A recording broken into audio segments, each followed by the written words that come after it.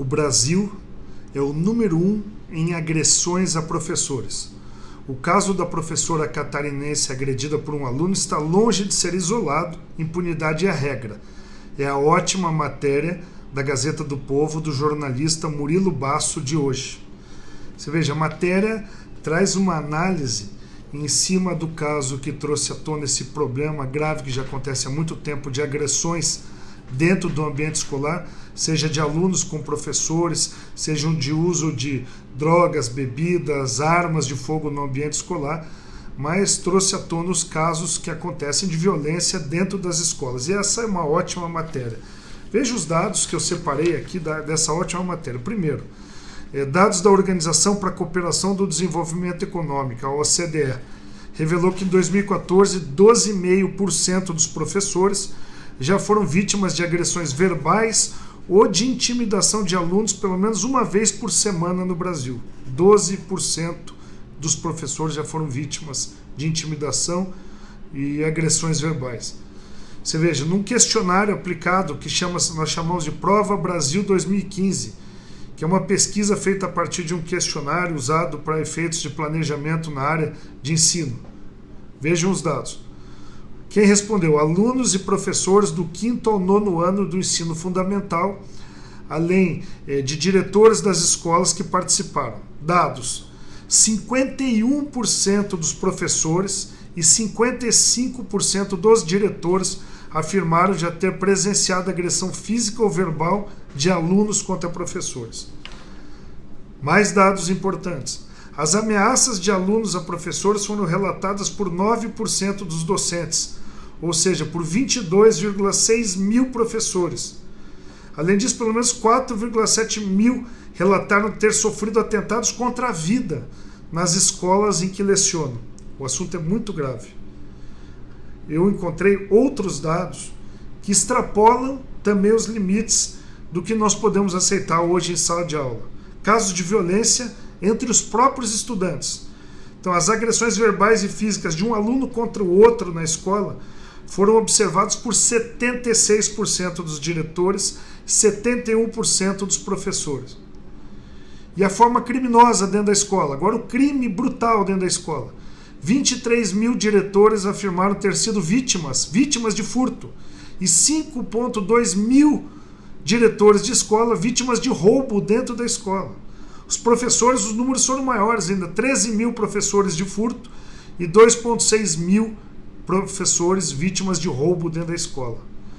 Então, armas de fogo, bebidas alcoólicas, veja, vamos ver aqui o questionário sobre efeito de bebidas alcoólicas. Dos 262 mil educadores que responderam esse questionário, 29,7 mil, quer dizer, quase 30 mil educadores relataram ter lidado com estudantes sob efeito de drogas.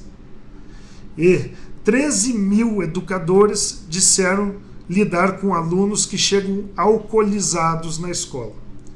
Bom, a conclusão dessa ótima matéria, mostrando a violência dentro de sala de aula, dentro dos colégios, termina com uma conclusão, e eu trago aqui de uma professora que não quis se identificar, mas de uma escola pública do Paraná.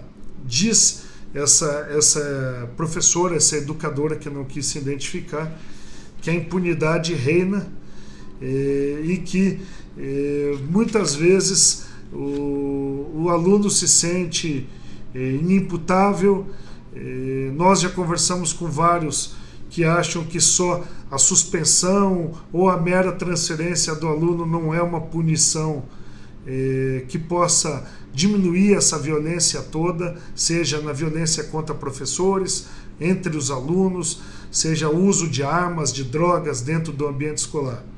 Mas daí eu trago para vocês a nossa avaliação da questão daquela professora de Indaial, Santa Catarina, que foi agredida com socos dentro de sala de aula, dentro do colégio, por um aluno de 15 anos, em que nós cobramos veementemente uma punição dura contra esse jovem.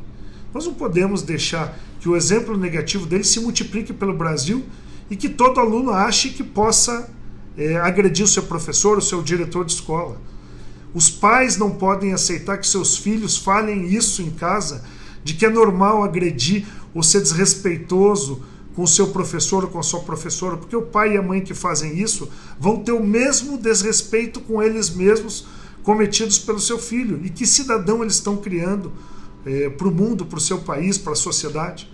Mas, por outro lado, também, uma pequena quantidade de pessoas não aceitam que os seus filhos sejam chamados a atenção em sala de aula de uma maneira firme, amorosa, mas firme pelos professores. Isso faz com que muitos sejam criados como filhinhos de papai, outros que não têm família. Quer dizer, os problemas sociais são enormes, mas a família tem que se conscientizar, que tem que ajudar na educação que a escola faz. A família educa para a vida, educa para os temas sensíveis, educação sexual, religiosa, política.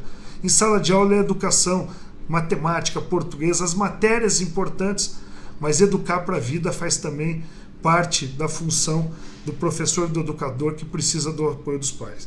Mas também não poderíamos encerrar essa nossa análise sem falar que essa professora de Santa Catarina e muitos que pregam doutrinação ideológica, que querem defender suas bandeiras, seja de esquerda, de direita, de centro, de qualquer uma, entram em sala de aula defendendo ações duras, como jogar ovo em autoridades, jogar ovo. Quem joga em autoridade joga no próprio pai, agride o professor com socos. Nós não podemos aceitar nenhum tipo de violência, nem contra o professor, nem contra o pai, nem contra uma autoridade. Se quer questioná-la, aprenda a questionar nas redes sociais, a fazer manifestações, a fazer como cidadão de bem que mudou presidentes da República com as suas manifestações pacíficas nas ruas. E também muitos que são contra a redução da maioridade penal, são contra a alteração do Estatuto da Criança e do Adolescente, que está aqui em Brasília, nós aprovamos na Câmara, e ele dorme em berço esplêndido lá no Senado. Alterações que poderiam trazer para esses jovens que agridem violentamente seus professores, que usam drogas e armas no ambiente escolar, que eles poderiam ser alcançados pela lei, e hoje não são.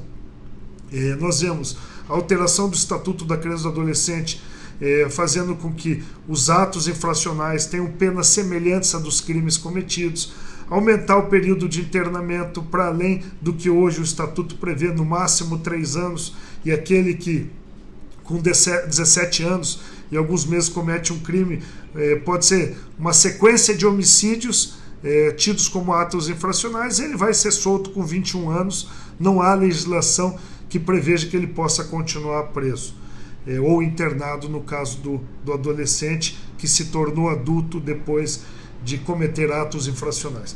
Então é essa a nossa avaliação.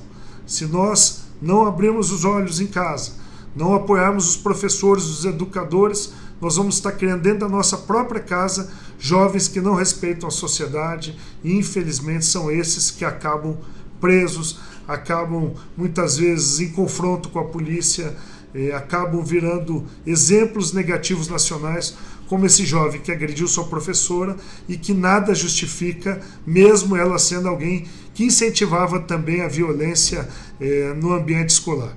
Eu acho que essa análise é uma análise real de quem pode ser ponderado. Não podemos aceitar nem violência contra A, nem B, nem C, pregado ou doutrinado para os nossos alunos, que na verdade são os nossos filhos que estão em sala de aula.